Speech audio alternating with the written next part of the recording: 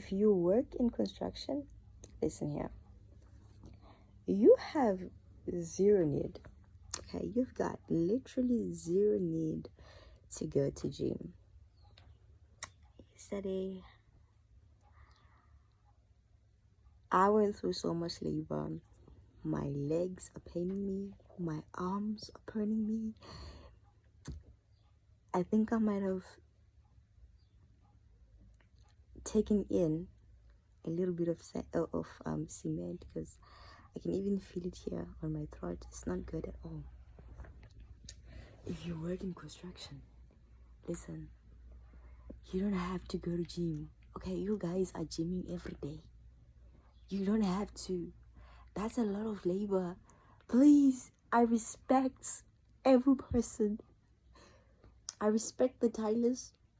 I respect the carpenters. I respect the builders. You're the real kings. Okay, you are the real hard workers in this world.